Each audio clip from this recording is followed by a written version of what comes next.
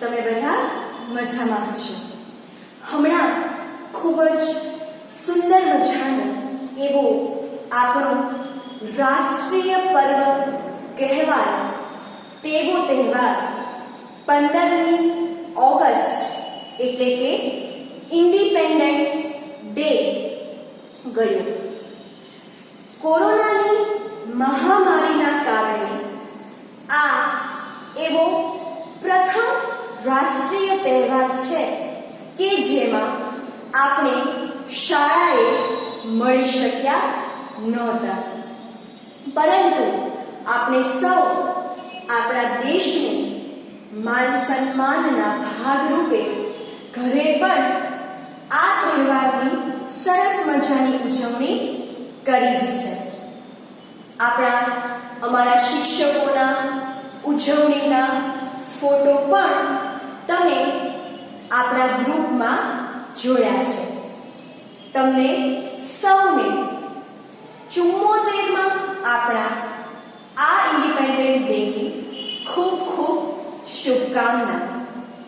આ સાથે સાથે આપણે એટલું જ યાદ રાખવાનું કે રાષ્ટ્ર પ્રત્યેની આપણી ફરજો આપણે ભૂલીએ નહીં અને આપણા રાષ્ટ્રને બને તેટલું ઉપયોગી થવા માટે ટ્રાય કરશું।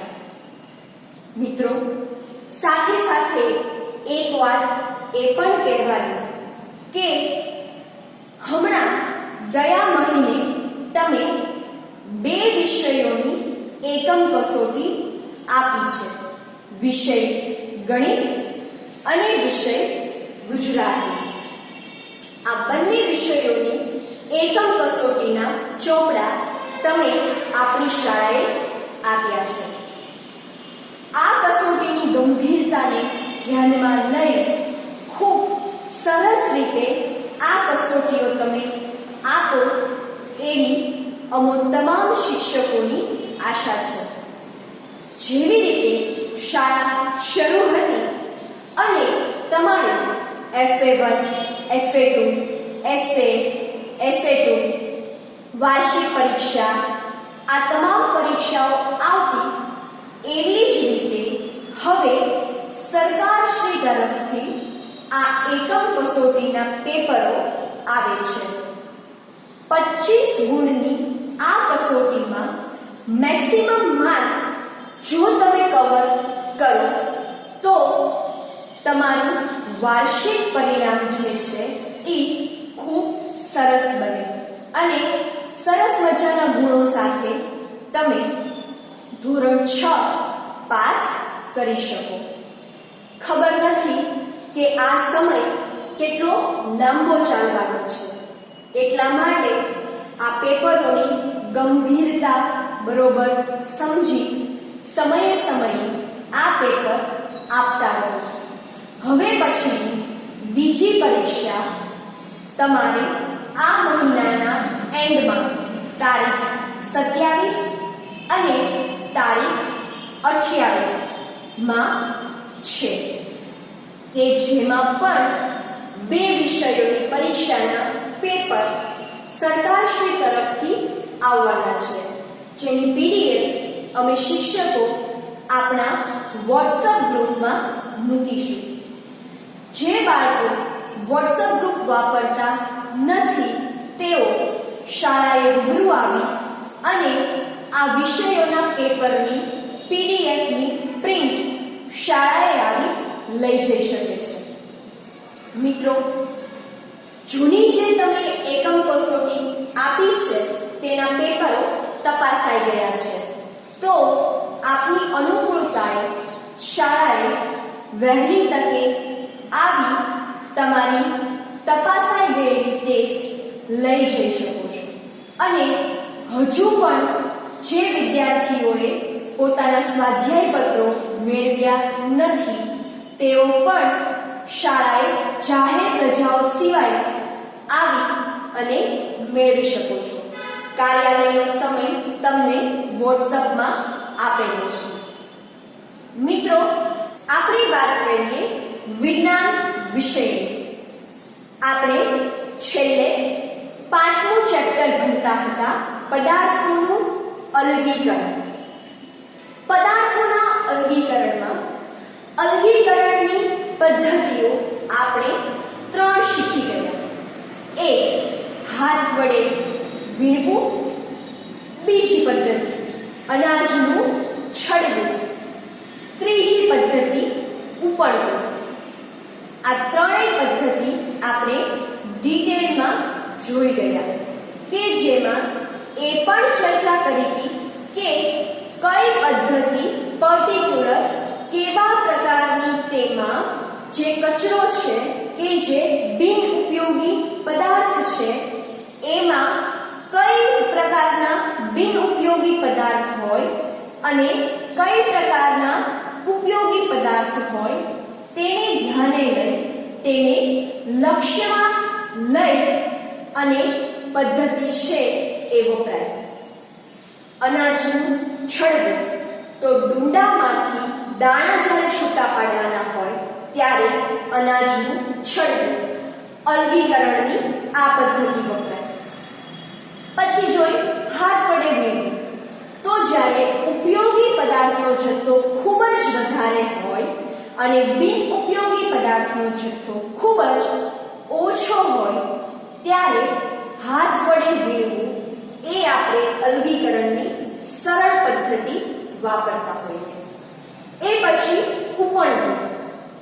જ્યારે બિન ઉપયોગી પદાર્થ જે છે એ ખૂબ જ વજનમાં હલકા હોય ત્યારે પવનની મદદ વડે આપણે ઉપડવાની જે અલગીકરણની પદ્ધતિ છે એ વાપરતા હોઈએ. એની પછી આગળની આપણે અલગીકરણની પદ્ધતિ જોવી છે જેનું નામ છે ચાળવું. તમને મિત્રો કદાચ ખ્યાલ હશે કે મમ્મી જ્યારે કોઈ પણ વાનગી કોઈ પણ ખાદ્ય સામગ્રી લોટમાંથી બનાવવાની હશે ત્યારે આ લોટને તે અચૂકપણે ચાળણીમાંથી ચાળતી હશે. આવું શું કામ કરતા હશે? કારણ કે લોટ જ્યારે દળાય છે ત્યારે તેમાં કોઈ પણ પ્રકારના ફોતરાની અશુદ્ધિ કે પછી ભૂસું જેને કહેવાય તેવી અશુદ્ધિ હાજર હોય છે. તો આ અશુદ્ધિને દૂર કરવા માટે તેને ચાળણીમાંથી ચાળવામાં આવે છે. આવું કરવાથી ચાળણીની ઉપર જે અનાજના ફોતરા છે, દળાયા વગરનું જે અનાજના દાણા છે અને ભૂસું જે છે એ ચાળણીના ચાયણાની ઉપર રહી જાય છે અને જે ચોખ્ખો સ્વચ્છ લોટ જે છે એ નીચે પાત્રમાં એકઠો થાય છે. તો આ પ્રક્રિયા થઈ ગઈ ચાળવાની પ્રક્રિયા. ઘણીવાર તમે જ્યાં કોઈ પણ કન્સ્ટ્રક્શનનું કામ થતું હોય, નવા મોટા મોટા બિલ્ડિંગ છે, ઘર છે, કંઈ પણ છે ચણાતું હોય ત્યારે તમે જોશો તો બહાર એક ત્રાસી મોટી જાળી તમને નજરે પડશે. આ જાળીમાં જે ચણતર માટે ઉપયોગી રેતી જે છે એ ચાળવામાં આવે છે. સ્વાભાવિક છે કે જ્યારે કન્સ્ટ્રક્શનનું મોટું કામ હોય ત્યારે આપણે ઘરમાં જે ચાળણી વાપરીએ છીએ એ જો વાપરવા જોઈએ તો સમય અને શક્તિ બંને છે એનો વેડફાય અને કામ પણ ધીમું થાય. આ માટે આવી મોટી ચાળણી જે છે એ ત્રાસી ઊભી રાખીને જો આપણે એને ઉપયોગમાં લઈએ તો ખૂબ જ ઝડપથી અને ઓછી શક્તિથી જે રેતી ચાળવાનું કામ છે એ આપણે કરી શકીએ. આ ચાળણીમાં શું થાય છે? ચણતર માટે જે ઉપયોગમાં આવે છે એવી રેતી ઝીણી હોય છે. હવે જ્યારે ટ્રકો ભરાઈને આવે છે રેતીના, એમાં દરેક પ્રકારના રેતીના કણો હોય. નાની રેતી હોય, મોટી રેતી હોય, વેકરા સ્વરૂપની પણ એમાં રેતી હાજર હોય. પરંતુ ચણતર માટે ઉપયોગી રેતી જે છે એ ઝીણી રેતી ઉપયોગમાં આવે. તો આવા વખતે ચણતર માટે જે પ્રકારની રેતી ઉપયોગમાં આવે એવા પ્રકારની ચારણીની જે જાળી છે એની સાઈઝ નક્કી કરી આ જાળી જે છે એ ત્રાંસી ઊભી રાખી તેના પર જો આ વેકરો કે રેતી ચાળવામાં આવે તો જે સાઈઝની રેતી આપણે ચણતરમાં ઉપયોગમાં લેવાની છે એ આપણને ચારણીની એટલે કે જાળીની નીચે મળશે. અને જે મોટા કદની રેતી કે જેને આપણે વેકરો કહીએ છીએ તે આપોઆપ ચારણીની ઉપર રહી અને બીજી સાઈડ ઉપરની બાજુ ઢગલો થશે. અને આ રીતે ખૂબ જ સરળતાથી અને ઓછો સમય અને શક્તિ વેડફી આપણે ઘણું મોટું અને ધાર્યું કામ પાર પાડી શકીશું. ચાળવાનો એક ફાયદો એ પણ છે કે ઘણીવાર અનાજને છડતી વખતે કે ઉપડતી વખતે પણ તેમાં જો કોઈ પણ પ્રકારની અશુદ્ધિ હજુ પણ બાકી રહી ગઈ હોય તો તે આ ચાળવાની પ્રક્રિયાથી ચારણીની મદદ વડે દૂર કરી શકાય છે. જેમ કે ઘઉં જે છે એ જ્યારે છડાઈને ખેતરમાંથી આપણા ઘર સુધી પહોંચે છે ત્યારે તેમાં પણ હજુ ઘણી બધી એવી અશુદ્ધિ રહી ગઈ છે કે જે આપણને બિનઉપયોગી છે. તો એ આપણે ચારણી વડે અલગ કરી શકીએ. તમને ખ્યાલ છે કે અનાજ છડાઈને આપણા ઘર સુધી પહોંચે છે પણ તો પણ મમ્મી ઘઉં જ્યારે આપણા ઘરે આવે છે ત્યારે પ્રથમ તેને ચારણામાં ચાળે છે અને પછી તેને આપણે હાથ વડે વીણતા હોઈએ છીએ. તો ઉપડવાથી અને છડવાથી પણ જે નાની નાની અશુદ્ધિઓ આપણા ખાદ્ય સામગ્રીમાં રહી ગયેલી હોય છે તે આપણે આ ચાળણની પ્રક્રિયાથી ચાળવાની પ્રક્રિયાથી અલગ કરી શકીએ છીએ. એની પછીની આપણા આ ચેપ્ટરની અલગીકરણની છેલ્લી પદ્ધતિ આવે છે જેનું નામ છે નિતારણ, ગાળણ અને નિક્ષેપણ. તમને કદાચ ખ્યાલ હોય તો ઘણીવાર એવું બને છે કે કોઈ ખાદ્ય સામગ્રીને વીણવાથી કે પછી ઉપડવા છતાં પણ તેમાં એવી અમુક જે બિનઉપયોગી પદાર્થ છે કે એવો અમુક કચરો છે કે જે વીણવાથી કે ઉપડવાથી પણ દૂર કરી શકાયો નથી. દાખલા તરીકે ચોખા કે દાળ છે તેમાં માટીનો કચરો જે છે એ મિશ્ર થઈ ગયેલો છે.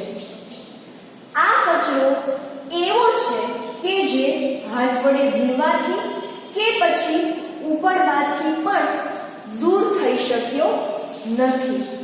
તો આવી વખતે શું કરીશું? સ્વાભાવિક છે કે જ્યારે આપણે ખોરાક છે એ ખાવાનો છે ત્યારે એ પૂરતો ચોખ્ખો હોય તેની તકેદારી આપણે રાખતા હોઈએ. તો એવો કચરો કે જે ઉપડવા અને વીણવા છતાં પણ દૂર થઈ શક્યો નથી, તો એ દૂર કરવા માટે આપણે આ ત્રણ પદ્ધતિ નિક્ષેપણ, નિતારણ અને ગાળણ એ ઉપયોગમાં લેતા હોઈએ છીએ. ત્રણેય વસ્તુ એટલા માટે કે નામ અલગ અલગ છે પણ આ પદ્ધતિનો ઉપયોગ આપણે એક સાથે કરતા હોઈએ છીએ. આપણે સમજીશું એટલે તમને વિશેષ ખ્યાલ આવશે. જ્યારે આપણે ઘરે ચોખા કે દાળ રાંધીએ છીએ ત્યારે તેને પાણીથી બરોબર ધોતા હોઈએ છીએ. આવી વખતે શું થાય છે? તમે જ્યારે ચોખાને કોઈ પાત્રમાં લઈ તેમાં જ્યારે પાણી ઉમેરો છો અને ધોવો છો ત્યારે શું થાય છે? ચોખા સાથે રહેલો જે માટીનો કે ધૂળનો કચરો છે એ પાણી સાથે ઓગળે છે અને તમે જોશો કે જ્યારે ચોખા કે દાળને ધોઈએ છીએ ત્યારે તેમાં રહેલું જે પાણી છે એ ડહોળું થઈ ગયું હોય છે. થઈ જાય છે ને? હા, તો આ ડહોળું પાણી જે છે એ શું દર્શાવે છે કે ચોખામાં માટી કે ધૂળ હાજર હતા. હવે પછી તમે શું કરો છો? તમે અવલોકન કરજો કે જ્યારે ચોખા કે દાળને પાણીમાં જ્યારે ડૂબોવો છો અને ધોવો છો ત્યારે નીચે તળિયે શું બેસી જાય છે? માટીના કણો કે પછી દાળ કે ચોખા? વિચાર કરજો. જ્યારે આપણે ચોખા કે દાળને પાણીથી બરોબર ધોઈએ છીએ ત્યારે ચોખા કે દાળ પાત્રમાં નીચે તળિયે બેસી જાય છે અને ધૂળ કે માટી પાણી સાથે ઓગળી પાણીને ડહોળું બનાવે છે અને આ પાણી આપણે ધીમેથી પાત્રને ત્રાંસું કરી અને નિતારી લેતા હોઈએ છીએ. હવે આ ઉદાહરણથી આપણે સમજીએ કે કોને નિક્ષેપણ કહેવાય, કોને ગાળણ કહેવાય અને કોને નિતારણ કહેવાય. ચોખા કે દાળમાં પાણી એડ કર્યા પછી ચોખા કે દાળના જે કણો છે કે જે વજનમાં ભારે છે તે પાત્રના તળિયે બેસી જાય છે. ભારે કણોનું આ રીતે પાણી ભરેલા પાત્રમાં તળિયે બેસી જવું, આ પ્રક્રિયાને કહેવાય છે નિક્ષેપણ.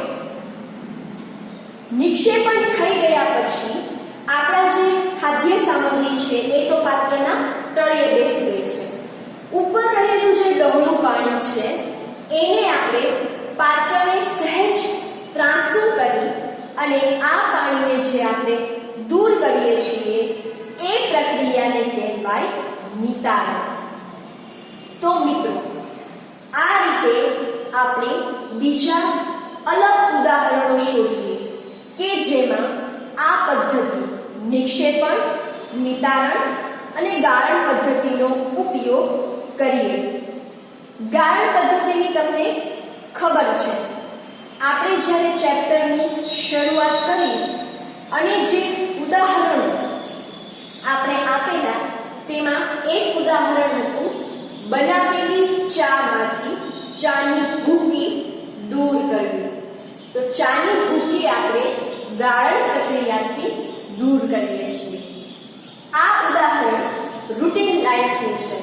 આપણને ગાળવાની આ પદ્ધતિનું ઉદાહરણ તો સરસ રીતે પરીક્ષામાં પૂછાય તો આવડી જ જાય છે. આપણે ફોકસ કરવું છે નિક્ષેપણ અને નિતારણ, કારણ કે આ બે શબ્દો છે એ આપણા માટે થોડા નવા શબ્દો છે. બીજું આપણે ઉદાહરણ લઈએ. જે ઉદાહરણ આપણે દાળનું લીધું હતું એ તો ઘન પદાર્થનું લીધું, પરંતુ અલગીકરણ જે છે એ માત્ર ઘન પદાર્થમાંથી જ ઘન કચરો દૂર કરવા નથી થતું. ઘનમાં પ્રવાહી હોઈ શકે, પ્રવાહીમાં વાયુ કચરો હોઈ શકે. આવા બધા અલગ અલગ અવસ્થાઓમાં પણ આ અલગીકરણ છે એ આપણને કામ આવતું હોય છે, જેની ચર્ચા આપણે ઉદાહરણ સ્વરૂપે આગળના લેક્ચરોમાં કરી ચૂકેલા છીએ. તો આ રીતે આપણે બે પ્રવાહીઓના મિશ્રણને પણ અલગ કરી શકીએ. દાખલા તરીકે તેલ અને પાણીનું મિશ્રણ થઈ ગયું છે. સ્વાભાવિક છે કે તેલ અને પાણી એ બંનેનું મિશ્રણ એકબીજામાં સરસ રીતે ભળી જતું નથી, પરંતુ તેલ અને પાણી એ પાત્રમાં એક લેયર બનાવી અલગ અલગ રહે છે, કારણ કે એ બંને એકબીજામાં મિશ્રણ પામતા નથી. તો જ્યારે તેલ અને પાણીનું મિશ્રણ થઈ ગયું હોય ત્યારે આ પાત્રને થોડા સમય સુધી હલાવ્યા વગર જો આપણે રહેવા દઈએ તો રીતસર તમને અંદર બે લેયર જોવા મળશે. બે પ્રવાહી પૈકી જે પ્રવાહીનું વજન પ્રમાણમાં ભારે હોય એ પાત્રમાં નીચે હશે અને જે પ્રવાહીનું વજન પ્રમાણમાં વધુ હશે તે પાત્રમાં ઉપર હશે. અહીં પ્રવાહીનું વજન તમને સમજવા માટે કહું છું. તમે આગળના ધોરણમાં જેમ જેમ અભ્યાસ કરશો તેમ તેમ તમને ખ્યાલ આવશે કે એક ઘનતા કરીને તમારે આખો પારિભાષિક શબ્દ ભણવામાં આવશે. જે પ્રવાહી છે એનું વજન એને ઘનતા સ્વરૂપમાં ડિફાઇન કરવાનું આવશે. હજુ તમારે એ ભણવામાં આવતું નથી, માટે તમને સરળતાથી સમજાય એ માટે હું પ્રવાહીના વજન સ્વરૂપે આ આપણું જે અલગીકરણ છે એ સમજાવું છું. તો બે પ્રવાહી પૈકી જે પ્રવાહીનું વજન ભારે હશે એ પાત્રમાં નીચે હશે અને જેનું વજન ઓછું હશે એ પાત્રમાં ઉપર રહેશે. ભારે જે પ્રવાહી છે એ પાત્રમાં નીચે રહેવાની જે ઘટના છે એને કહેવાય નિક્ષેપણ. હવે આપણે જ્યારે પાત્રમાંથી બંને પ્રવાહીને અલગ કરવા છે ત્યારે ઉપર રહેલું જે પ્રવાહી છે એ પાત્રને સહેજ ત્રાંસુ કરી અને ધીરે ધીરે ધીરે આ પાત્રમાંથી ઉપર રહેલું જે પ્રવાહી છે એને આપણે લઈ લઈશું અને આ પ્રક્રિયાને કહેવાય નિતારણ. તો મિત્રો, આશા રાખું છું કે નિતારણ, નિક્ષેપણ અને ગાળણ આ પ્રક્રિયા તમે સમજી ગયા હશો. પાત્રમાં તળિયે બેસી જવાની જે ઘટના છે એ છે નિક્ષેપણ. ઉપરથી પાત્રને ત્રાંસુ કરી અને આપણે જે પ્રવાહી અલગ કરીએ છીએ એ છે નિતારણ. અને ચાનું ઉદાહરણ કે ચાની ભૂકી ચામાંથી આપણે અલગ કરીએ છીએ એ પ્રક્રિયા છે ગાળણ. ખાસ યાદ રાખજો કે ચારણ અને ગાળણ આ બંને પ્રક્રિયા મિક્સ થઈ જાય નહીં. ઘણીવાર પરીક્ષામાં એવું બનતું હોય છે કે જ્યારે તમને કોઈ એમસીક્યુ પૂછાય ત્યારે ગાળણ અને ચારણમાં કન્ફ્યુઝન થાય છે. તો આપણે એ ખાસ યાદ રાખશું કે જ્યારે આપણે ઉપડવા અને છડવા માં પણ જે અશુદ્ધિ દૂર નથી થઈ એ અશુદ્ધિ દૂર કરવા માટે ચાળણી વડે આપણે જે ચાળીશું એ પ્રક્રિયા છે ચાળણ. અને ચા બની ગઈ છે, ચાનો સરસ કલર આવી ગયો છે, એ પછી ચાને પીવા સમયે આપણે ચાની ભૂકીને ચામાંથી જે અલગ કરીએ છીએ એ પ્રક્રિયા છે ગાળણ. તો વિદ્યાર્થી મિત્રો, અહીં આપણી આ અલગીકરણની તમામ પદ્ધતિઓ પૂર્ણ થાય છે. પરંતુ હા, આપણું ચેપ્ટર હજુ અહીં પૂર્ણ થતું નથી. પરંતુ આજે આ વિડીયોમાં આપણે અહીં સુધી અટકીએ છીએ. મિત્રો, ઓગસ્ટના એન્ડમાં પરીક્ષા જે આવવાની છે એમાં આ વખતે આપણો વિજ્ઞાન વિષય પણ શામેલ છે. તો આપણા જે તમને ચેપ્ટર જે પૂછાવાના છે એનું લિસ્ટ આપણે આપણા વોટ્સએપ ગ્રુપમાં મૂક્યું છે અને હવે સ્વાધ્યાય પત્રો પણ સમયાંતરે તમને મળતા રહેવાના છે. સરસ રીતે તમે પાકી નોટો બનાવતા હશો તેવી તો આશા છે જ, પણ સાથે સાથે એકમ કસોટીની પણ પૂરતી તૈયારી કરી, પૂરતો સમય આપી અને કરો તેવી સૌને સરસ મજાની શુભકામનાઓ. પરીક્ષા માટે અને રીડિંગ માટે દરેકને બેસ્ટ ઓફ લક. ફરી મળીશું આવતા લેક્ચરમાં મારી સાથે, વિજ્ઞાન વિષય સાથે. હા, આ ચેપ્ટર હજુ પૂર્ણ થયું નથી, તો હોમવર્ક પણ મિત્રો આપણે હવે સમયે સમયે જેમ જેમ તમારા વિડીયો આવતા જાય છે એમ એમ એના હોમવર્ક પણ તમને વોટ્સએપમાં મુકાતા જાય છે. હોમવર્કની જે નોટ છે એમાં તમે હોમવર્ક રેગ્યુલર કરતા જશો. અત્યારે જ્યારે ઓછું હોમવર્ક અપાય છે ત્યારે સરસ રીતે હોમવર્કની ગંભીરતા લઈ પાકું કરતા જવાનું, હોમવર્ક કરતા જવાનું. આ કાર્ય તમને પરીક્ષા સમયે ખૂબ જ કામ લાગશે. સરસ રીતે હોમવર્ક કરજો અને આવતા લેક્ચરમાં મારી સાથે મળવાની રાહ જોતા રહો. ત્યાં સુધી બાય બાય.